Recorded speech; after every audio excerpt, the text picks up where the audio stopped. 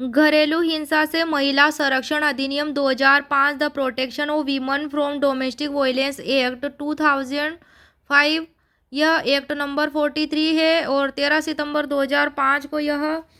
इस राष्ट्रपति की सहमति मिली। 26 अक्टूबर 2006 को यह लागू हुआ। ऐसी महिलाओं के जो कुटुंब के भीतर होने वाली किसी प्रकार की हिंसा से पीड़ित महिलाएं हैं तो संविधान के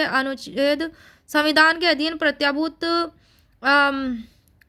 अधिकारों के अधीन प्रभावी संरक्षण और संबंधित या उसके आनुषंगिक विषयों को उपबंध करने के लिए अधिनियम बनाया गया है। भारतीय गणराज्य के 56वें वर्ष में संसद द्वारा अधिनियमित हुआ और इस अध्याय 1 में है प्रारंभिक, और जिसमें 2 धाराएं सेक्शन 1 में है संक्षिप्त नाम विस्तार और प्रारंभ उपधारा 1 में है कि इस अधिनियम का संक्षिप्त नाम घरेलू हिंसा से महिला संरक्षण अधिनियम 2005 है। दूसरा है इसकी उपधारा जिसमें इसका विस्तार संपूर्ण भारत पर है। तीसरा है यह उस तारीख को प्रवर्त होगा जिसे केंद्र सरकार आज पत्र में अधिसूचना द्वारा नियत करे। यह 26 अक्टूबर 2006 को संपूर्ण भारत में लागू होगा और इसमें परिभाषाएं दी गई हैं और इसमें टोटल 20 परिभाषाएं दी गई हैं। सेक्शन 2A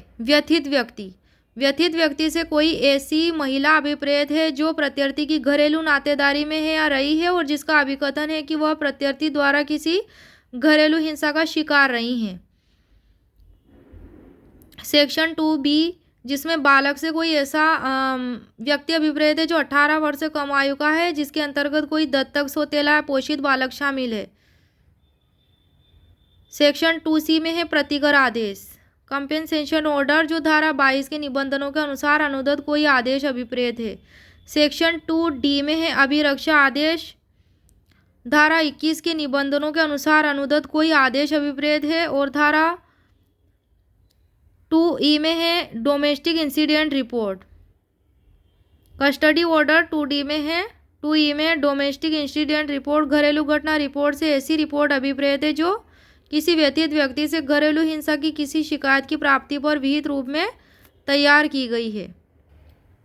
सेक्शन 2F 2 घरेलू नातेदारी से ऐसे 2 व्यक्तियों के बीच नातेदारी अभिप्रेत है जो साझी गृहस्थी में एक साथ रहते हैं या किसी समय एक साथ रह चुके हैं जब वे समरक्तता विवाह द्वारा विवाह दत्तक ग्रहण की प्रकृति किसी नातेदारी द्वारा संबंधित है, एक अविभक्त कुटुंब के रूप में एक साथ रहने वाले कुटुंब के सदस्य हैं। धारा 2(6) सेक्शन 2G में है घरेलू हिंसा का वही अर्थ है जो धारा 3 में है।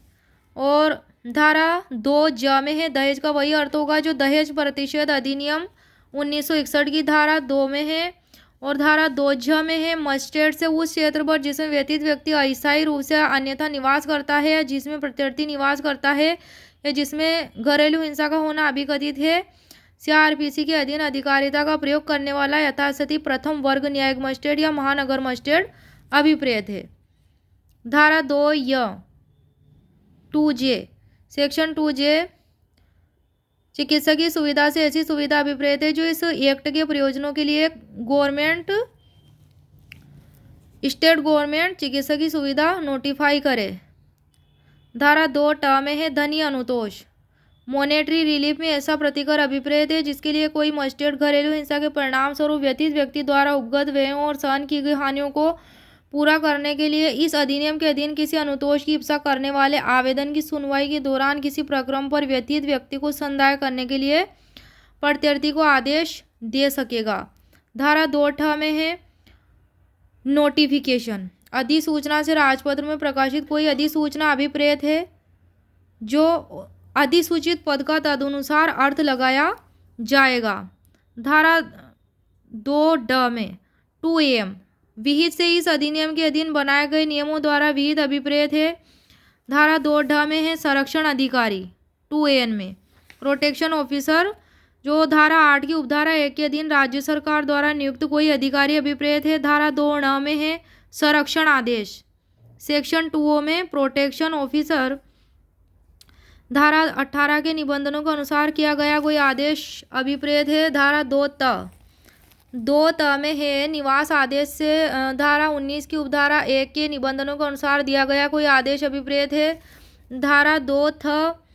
2Q में है प्रत्यर्थी रेस्पोंडेंट से कोई वयस्क पुरुष अभिप्रेत है जो व्यथित व्यक्ति की घरेलू नातेदारी में है या रहा है और जिसके विरुद्ध व्यथित व्यक्ति ने इस एक्ट के अधीन कोई अनुतोष चाहा है,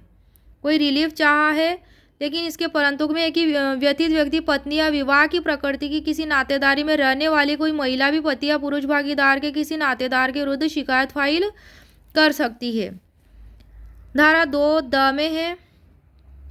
2R में सेवा प्रदाता सर्विस प्रोवाइडर से धारा 10 की उपधारा 1 के अधीन रजिस्ट्रीकृत कोई अस्तित्व अभिप्रेत है। धारा 2 में है साझी गृहस्थी section 2S shared house hold में ऐसी गृहस्थी अभिप्रेत है जहां व्यथित व्यक्ति रहता है या किसी घरेलू नातेदारी में या तो अकेले या प्रत्यर्थी के साथ किसी प्रक्रम पर रह चुका है और जिसके अंतर्गत ऐसी गृहस्थी भी है जो चाहे उस व्यथित व्यक्ति और प्रत्यर्थी के संयुक्त स्वामित्व या किराएदारी में या उनमें से किसी के स्वामित्व या किराएदारी में जिसके संबंध में या तो व्यथित व्यक्ति या प्रत्यर्थी या दोनों संयुक्त रूप से अकेले कोई अधिकार या हक या हित या साम्य रखते हैं और जिसमें अंतर्गत ऐसी गृहस्थी भी है जो ऐसे अविभक्त कुटुंब का अंग हो सकती है जिसका प्रत्यर्थी इस बात पर ध्यान दिए बिना कि प्रत्यर्थी या व्यथित व्यक्ति का उस गृहस्थी में कोई अधिकार हक या हित है एक सदस्य है। धारा 2 सेक्शन 2T शेल्टर होम आश्रय गृह से ऐसा कोई आश्रय गृह अभिप्रेत है जिसको इस एक्ट के प्रयोजनों के लिए राज्य सरकार द्वारा ऐसा एक आश्रय गृह के रूप में नोटिफाई किया जाए।